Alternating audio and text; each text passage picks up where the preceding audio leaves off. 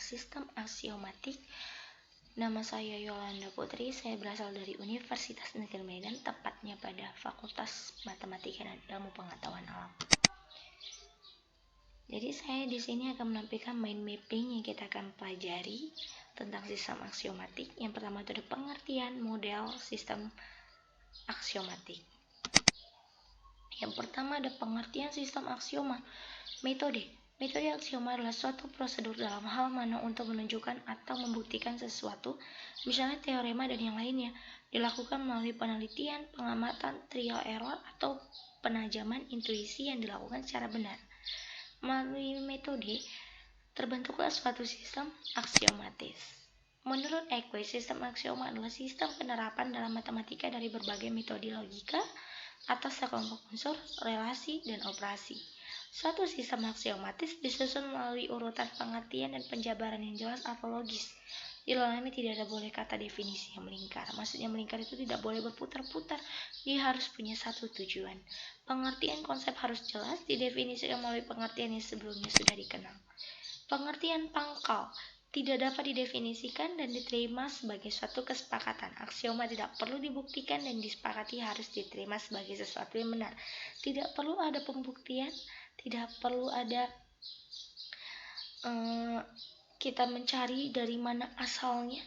Karena itu aksioma kita harus sepakati dan harus terima apapun itu hasilnya sebagai sesuatu yang benar. Syarat di dalam sistem aksiomatis itu ada 3. Yang pertama ada syarat konsistensi. Suatu kumpulan aksioma disebut konsisten jika tidak mungkin menyimpulkan suatu teorema dari aksioma-aksioma yang bertentangan dengan aksioma atau teorema yang sudah dibuktikan. Yang kedua ada syarat independen. Suatu sistem aksioma disebut independen jika secara logika salah satu aksioma tidak dapat disimpulkan dari aksioma yang lainnya. Yang ketiga syarat lengkap. Suatu sistem aksiomatis dikatakan lengkap jika tidak mungkin untuk menambahkan suatu aksioma yang konsisten. Jika independen tanpa harus menambahkan pengertian pangkal yang baru. Klasifikasi aksioma. Yang pertama ada material, artinya unsur dan relasi-relasi yang terdapat dalam aksioma dikaitkan langsung dengan realitas atau materi tertentu yang dianggap sudah diketahui. Yang kedua formal, artinya unsur-unsur yang dikosongkan dari arti tetapi masih memungkinkan adanya unsur relasi yang dinyatakan dengan bahasa biasa, yang antara lain itu atau dan sebagainya dalam logika. Yang ketiga diformalkan, artinya semua unsur termasuk tanda logika dikosongkan dari makna, sedemikian sehingga semua unsur diperlakukan sebagai simbol belaka. Macam-macam sistem aksioma itu, yang pertama ada istilah terdefinisi, yang kedua ada istilah terdefinisi, yang ketiga aksioma atau postulat. Aksioma itu kan sesuatu pernyataan yang diandaikan benar pada suatu sistem dan tidak perlu tanpa pembuktian.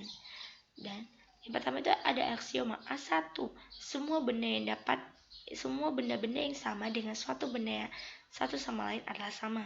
A2, jika kepada yang sama diberikan tambahan yang sama, maka hasilnya akan menjadi sama.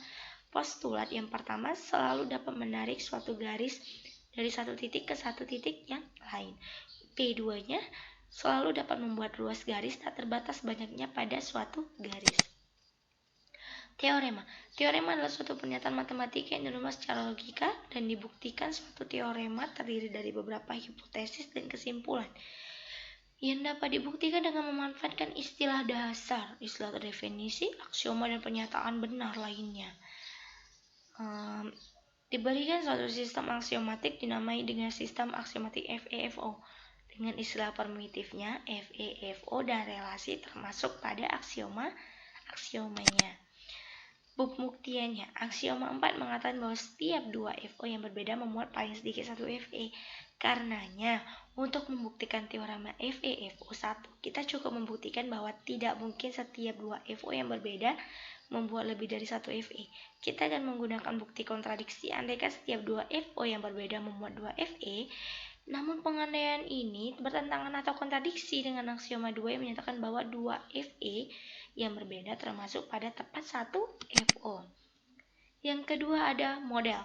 Istilah-istilah primitif FEFO dan termasuk pada bisa saja diinterpretasikan bermacam-macam. Karena sistem aksioma FEFO menjadi aksioma yang pertama, terdapat tepat 3 titik yang berbeda pada sistem aksioma ini.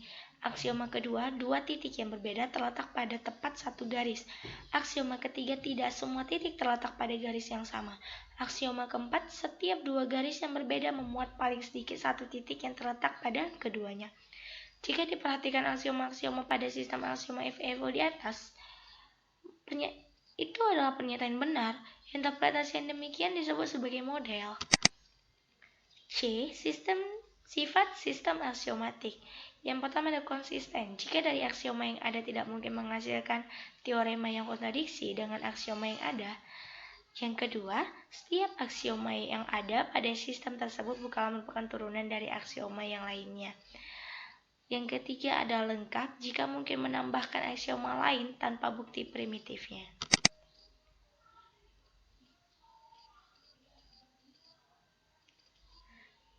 Sekianlah dari presentasi saya. Jika ada salah kata saya mohon maaf. Thanks for your attention.